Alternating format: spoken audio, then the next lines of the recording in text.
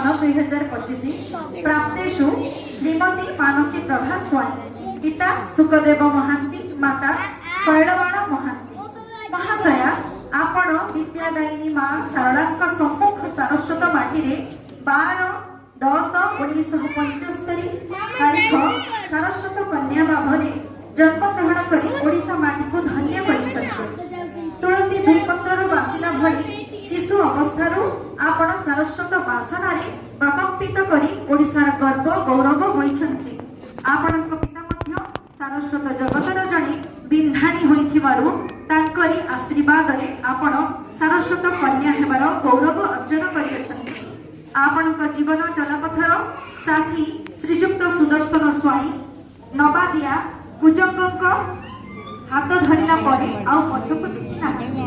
मानसी कन्या ओ दैव कन्या भली दुईटी पुस्तक को जन्म दे आज सारस्वत कन्या रत्न उपाधि ग्रहण करबा पाई उपयुक्त कवयित्री होई परिछन्ति। आपण जणे उच्च शिक्षिता लेखिका विशिष्ट कवयित्री और निरंतर समाज सेवी। आपणक पति शक्तिकर अदम्य उत्साह उद्दीपना बଳରେ आपणकर दुई गोटी कविता संकलन सृष्टि चिर अमर करिब। ओडिशार बहु मर्यादापूर्ण पत्र पत्रिका आपण पल्ली ठारू दिल्ली भूमि ठारू आकाश पर्यंत शह शह कविता उपस्थापना करिथिबा आम्भे निष्ठार सह लक्ष्य करियछु। आपणकर कविता लेखार शैली एक स्वतंत्र। आपणक शब्द वाक्य साम आपणक शब्द वाक्य सावलीन और सरल रोमांचकर अटे। आपण समस्त क्षेत्र में वास्तवधारी सारस्वत साधिका अटंती।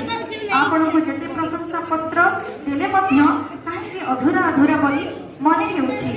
आपण ओडिशार महत्वपूर्ण वरिष्ठ सारस्वत अनुष्ठान यथा सुश्री शुभश्री साहित्य संसद, सागबारिया, बलदेवजीव संस्कृति परिषद, कुजंग संगीत मूर्छना और ओडिशा संस्कृति, केन्द्रापड़ा मां शारदा सम्मान, ऋतुपन्ना कला साहित्य, तीर्तोल पूज्य पूजा संसद, एरसमा कुजंग महोत्सव, श्री रामचंद्र भवन सारस्वत मंदिर, कटकरु सम्मान, कटक बाईमुंडी साहित्य सम्मान, कोणार्क रत्न सम्मान और मातृकृपा साहित्य समाज भली बहु स्थान संवर्धित होई ओडिशार स्थान दखल करियछन्ति।